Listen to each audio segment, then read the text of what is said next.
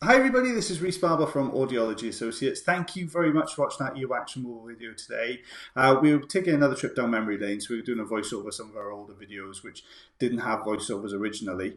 Everyone seemed to really enjoy this type of format last time, so we're going to do this format again, but it would be really helpful for me if you want to see this format moving forwards, where I appear in the bottom right hand corner there. Please let me know in the comments and we'll do a lot more of these videos then. So without further ado, I'm going to pop the glass on so I can see what's going on, and we'll take a look at this video today. So if we start this up here, so let's see what we've got. Oh, we've got a lot of dead skin. Yeah, just there. You can see that we've got this section here to the right-hand side of the screen. That's all dead, dry skin. So that's going to need to come away first. So I think we'll probably use a Zollner tube, I'd imagine. Yeah, there we go. So we're going to go in with the Zollner tube there. Just get a grip on this top section. Look how it all folds into the suction tube. So it all folds down, and then we've got to really wiggle this out. You can see it stretches like a ribbon. It peels away from the canal walls. Now that dry skin there is what's been trapping the wax behind it. So you can see you've got this plug of wax that's sat behind there. So if we can get a good grip on the one side, we should be able to maneuver it across there and pull that out. There you go. We can actually see the eardrum now just underneath to the right-hand side. So as we pull the whole thing across, you can see we've broken this front section away now. So that's come away really nicely. So we'll just get rid of that. And we've got another sticky layer sitting just behind it, attached to the left canal wall this time. So I'm going to very slowly move that across. There we go. Lovely, that's come away really nicely. And you can see the last section in there now. So we're going to get a grip, smack it in the center of that one. There you go. And as we pull away, you can see it twisted, which is just a little bit wider on the one end. So it's just got a wedge. So we just need to wiggle it back and forth just to work that out of the canal. Brilliant. And if we take a look behind that, the eardrum itself looks quite dull. There's a little tiny hair I can see that's just going diagonally across the drum as well, but very grey blue and very little light reflex. So this is what we removed. These are the blocks of wax we took away.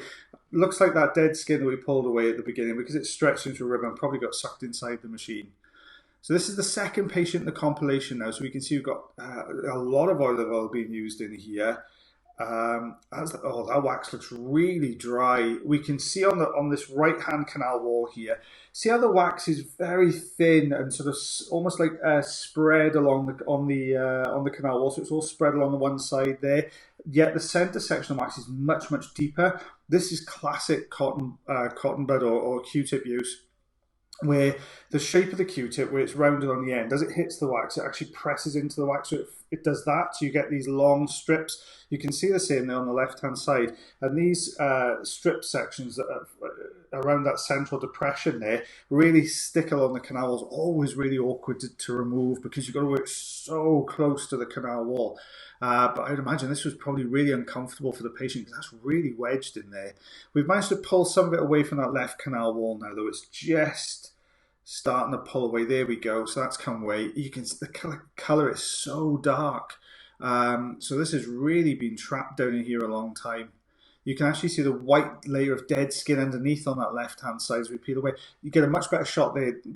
See what I mean about that depression there? Oh, St. Bart's hook. Okay. Oh, there we are. So it's moving really well. So the St. Bart's hook can get a good grip and pull that away. You can actually see the white layer of dead skin underneath. Oh, bless this patient. It was, you can see how deep this is actually impacted down. It's gone very deep in the ear canal. This is still dry wax we're pulling away here.